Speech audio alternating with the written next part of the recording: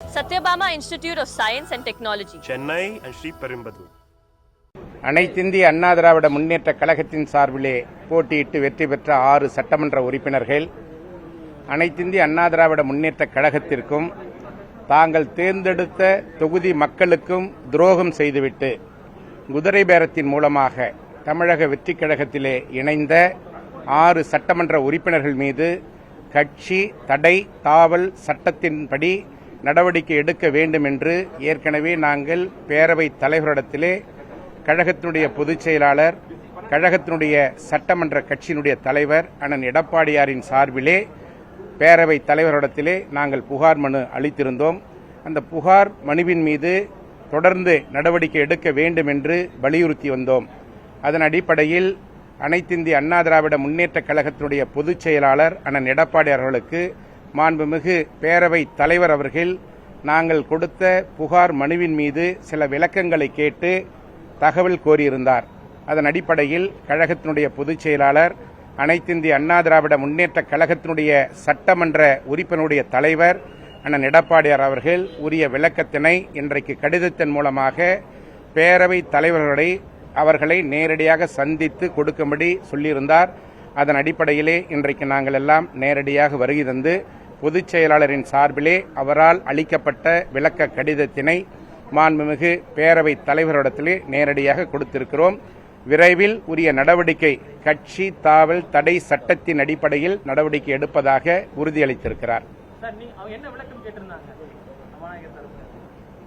சபாநாயகர் தரப்பிலிருந்து இந்த நம்ம எஸ்ஐக்கு சுப்பையா அவர்கள் ஒரு விளக்கம் கேட்டிருந்தார்.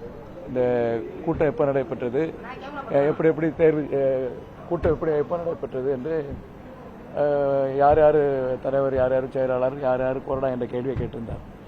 முறைப்படி சட்டப்படி கழகத்தினுடைய பொதுச் செயலாளர், அதாவது எனி பொலிட்டிக்கல் பார்ட்டியினுடைய லீடர் தான் தலைவர், செயலாளர், கொறடாவை நியமிக்க வேண்டும்.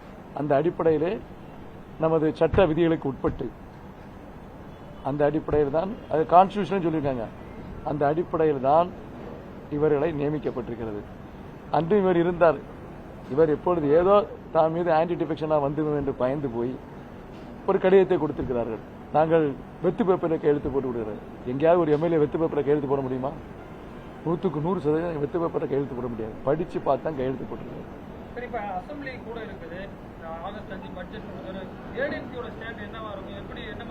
ஏடிஎம்கே பொறுத்தவரை பட்ஜெட்டை பார்த்துட்டு அந்த பட்ஜெட் நிதிநிலை அறிக்கையை பார்த்துக்கிட்டு நிதிநிலை அறிக்கையினுடைய அடிப்படையில் எங்களுடைய பொதுச் செயலாளர் மற்றும் நாங்கள் எல்லாம் அதற்கான விளக்கத்தை கொடுப்போம். முதல்ல பட்ஜெட் வரும்போது பட்ஜெட்டை பற்றி நம்ம பேச முடியாது. அவங்க என்ன பிளான்ல இருக்காங்க, என்னென்ன ஸ்கீம் கொண்டாடுறாங்க, லேட்டஸ்டா அவங்க அனௌன்ஸ் பண்ற ஸ்கீம் ஏதாவது வருதா என்ன பார்த்துக்கிட்டு பட்ஜெட்டை பார்த்துட்டு அதுக்கு தக்க பதிலளிப்போம்.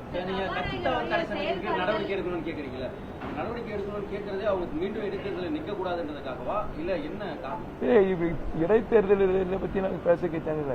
ஒருத்தர் கொறடாவினுடைய உத்தரவை மீறினால் அவர் மீது நடவடிக்கை எடுக்கணும். இதுதான் சட்டம். அந்த 4 பேர் வந்து கொறடா உத்தரவு மீறி அரசுக்கு ஆதரவா ஓட்டு போட்டாங்க. அந்த மன்னிப்பு கடிதம் கொடுத்து அதை ஏற்றுக்கிட்ட பிறகுதானே இந்த 2 பேர் ராஜினாமா செய்றாங்க. இவங்களும் எப்படி கட்சி தாவல் தடை சட்டத்துக்குள்ள வர்றாங்க? இவங்களை பொறுத்தளவுல இவங்க வந்து எதுக்காண்டி ரிசைன் பண்ணுறாங்க? அதிமுகனுடைய பொதுச் செயலாளர் தான் ரெட்டரையை கொடுக்காரு. சொந்த என்ன ரீசன்? சொந்த விருப்பம் என்ன reason? Reason must be given. என்னென்ன ரீசன் அடிப்படையில் அவங்க ரிசைன் பண்ணாலும் சொல்லணும். நீங்க சும்மா நான் எனக்கு விருப்பம் இல்லைன்னா பொதுமக்களை வந்து திருப்பி உள்ள விடுவாங்களா? ஒன்று. ரெண்டாவது இவங்க வந்து சொந்த அடிப்படையில் ரிசைன் பண்ணாங்களா? அப்புறம் எதுக்கு லெட்டர் கொடுக்காங்க? ஸ்பீக்கர்ட்ட வந்து வெத்து தேவை கையெழுத்து போட்டாங்க. என்ன விளக்கத்தை அதுக்காண்டி வெத்து தேவை கையெழுத்து போட்டு கொடுக்க முடியுமா?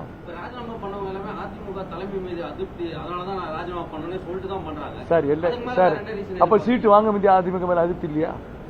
சீட்டு எப்படி எப்படி எப்படி வருது சார்? ஒரு நிமிஷம் கேளுங்க, நான் தெளிவா சொல்லுறோம். சீட்டு வாங்க செய்யாம அனைத்து அண்ணா திராவிட முன்னேற்ற கழகத்தின் உறுப்பினராக இருந்தார்கள். சீட்டு கொடுத்தாரு, ஆட்சி வரவில்லை, தோல்வி அடைந்தோம். தாவேக ஆட்சி அமைத்தது. அங்க போய் ஏதாவது மந்திரி ஆனான்னு ஆசையில் தான் இது போன்ற வேலைகளை இறங்கினார்கள். அது டோட்டலா ஃபெயிலியர் ஆயிடுச்சு. இவங்க கூட இருந்தாங்களா? இல்ல இவங்க சார் இவங்கெல்லாம் கூட இருந்தாங்களா? கட்சியில பல பேச்சுகள் பல இடத்துல வருது. இதே கேள்விதான் எப்ப பார்த்தாலும் பிரச்சனை கேட்கங்க. அதிமுக ஒரு இல்லை, தவறு அது. என்ன எவிடன்ஸ் இருக்கு?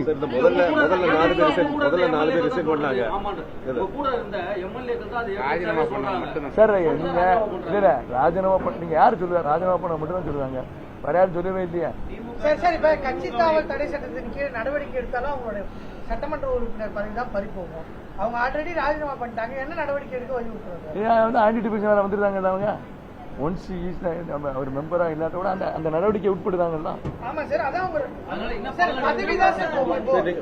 பை எலெக்ஷன்ல நிக்க முடியாது. பை எலெக்ஷன்ல நிக்க அதுக்கான கேஸ் இல்ல சார், அதுக்கான இப்ப கர்நாடகா இது வந்து இப்படியே போயிட்டு இருந்தாங்கன்னா அதுக்குதான் ஒரு முற்றுப்புள்ளி வச்சிருக்காங்க. இந்த மாதிரி ஒரு ஆன்டிடிபிஷன் பெட்டிஷன் கொடுக்குறதுக்கு ஒரு முற்றுப்புள்ளி வச்சிருக்காங்க.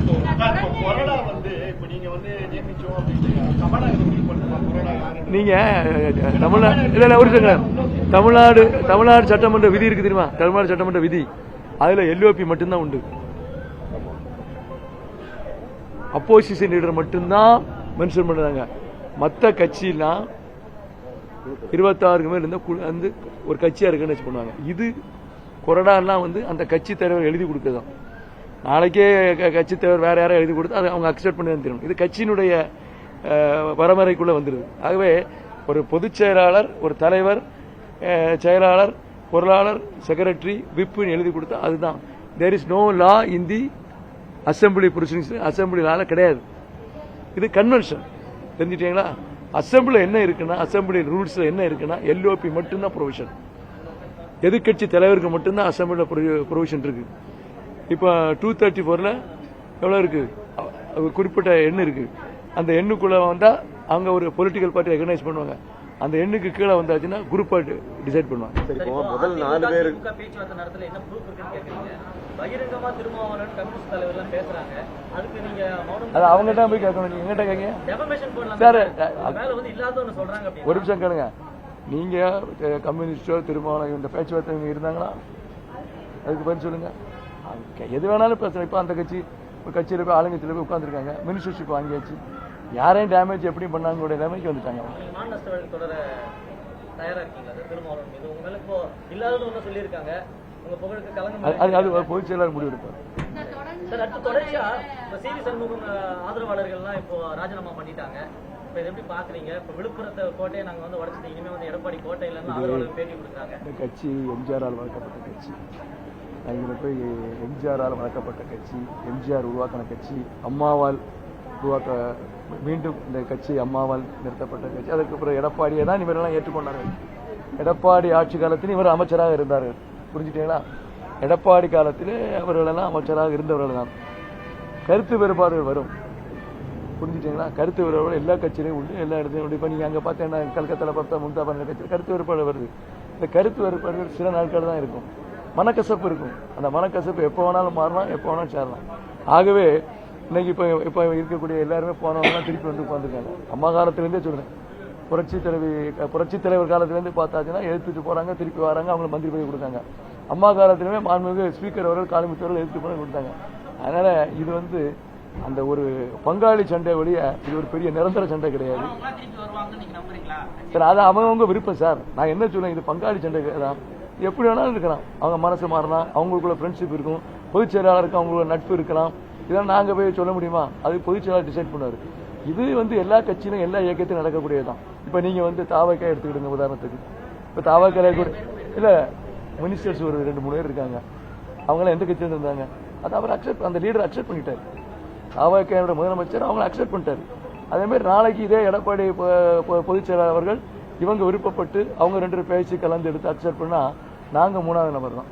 நீ இப்ப கேள்வி கேட்ட நபர் இருக்கேன் நான்லாம் நாங்க வந்து ரைட்டு அவர் விருப்பம் ஒரு பொதுச் செயலாளருக்குள்ள கடமை அவர் செய்தார் என்று நான் சொல்ல முடியும். முன்னாள் அமைச்சர் கூட இருக்கிற வரைக்கும் சுகத்தெல்லாம் அனுபவிச்சுட்டு இப்ப வெளியில போறாருன்னு முக்கியமான தலைவர்கள் விமர்சனம் பண்ணிருந்தீங்க அதிமுக. அவர் உண்மையாவே உங்க கூட இருந்து என்ன சுகத்தை அனுபவிச்சாரு, எவ்வளவு சம்பாதிச்சிருந்தாரு, அப்படி ஒருவேளை தவறு செஞ்சா அந்த ஊழல் பட்டியல் ஏதாவது இருந்தா வெளியிட்டு அதிமுக தயாரா? ஒரு விஷயம் கேளுங்க. நீங்க நாங்க ஏன் வெளியிடணும்? நாங்க இருக்கிறது எங்க கட்சி சார்ந்தவர், எங்கள்கிட்ட அமைச்சரா இருந்தாரு. ஏற்கனவே திராவிட முன்னேற்ற கழகம் ஆட்சி வந்தோடனே அவங்க மேலாம் கேஸ் போட்டாச்சு. அப்படி ஏதாவது சந்தேகம் உண்டா அந்தந்த கோர்ட்ல போய் யார் யார் எந்தெந்த கோர்ட்ல இருக்காங்களோ அங்க அவங்க பெட்டிஷன் போட்டிருப்பாங்க, அதை போய் படிங்க. அதனால கட்சியில இருந்து போனவர்களை பத்தி நான் பேசக்கூடாது, அது நாகரிகம் கிடையாது. கட்சியை பலப்படுத்த என்ன பண்ண போறீங்க? யாரு கட்சியா? யங்ஸ்டர்ஸ் கட்சிக்கு வந்துட்டு இருக்காங்க, இளைஞர் வந்துட்டு இருக்காங்க. பொதுச் செயலாளர் நல்ல இப்போ வாரந்தோறும் மீட்டிங் நடக்கு, இன்டராக்ஷன் நடந்துட்டு இருக்கு, ஒவ்வொருத்தரும் கருத்து கேட்காங்க.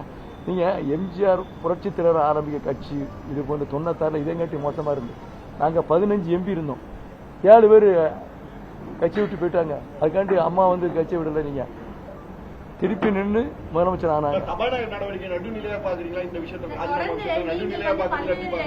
சபாநாயகர் அவரு சட்ட விதிகளுக்கு உட்பட்டு தான் செயல்பட என்ற நம்பிக்கை எனக்கு இருக்கிறது. சரி, இப்போ முதல்ல 4 பேர் வந்து ரிசைன் பண்ணது வந்து கிரவுண்ட்ஸ்ல வருது, அதுக்கு கிரவுண்ட்ஸ் இருக்கு, கட்சி தாவல் தடை இருக்கு. மன்னிப்பு கேட்டதை கொடுத்துட்டு அதுக்கு 2 பேர் இப்போ ரிசைன் பண்ணும்போது அவங்களுக்கு நீங்க என்ன கிரவுண்ட்ஸ்ல எடுப்பீங்க? கட்சி தாவல் தடை அதுக்கு நாங்கள் கொடுத்துருக்கோம், கிரவுண்ட்ஸ் கையில் காப்பி கொடுத்து வந்திருக்கோம். அது என்ன சட்டத்தில் வருது சார்? அதான் தெளிவாக கொடுத்துட்டு வந்துருக்கோம். இப்போ நீங்க காப்பி வாங்கி பாருங்க, நீங்க காப்பி எங்க இருக்கு? காப்பி கொடுத்து நீங்க பேரவைத் தலைவர்கிட்ட கொடுத்து. நேத்துல இருந்து மாணவர் போராட்டம் அங்கங்க நடத்திட்டு இருக்காங்க. அதிமுக சார்பில் எதுவும் பேசவே இன்னே மொபைல் இருக்கு. Satyabama Institute of Science and Technology. Chennai and Sri Perumbudur.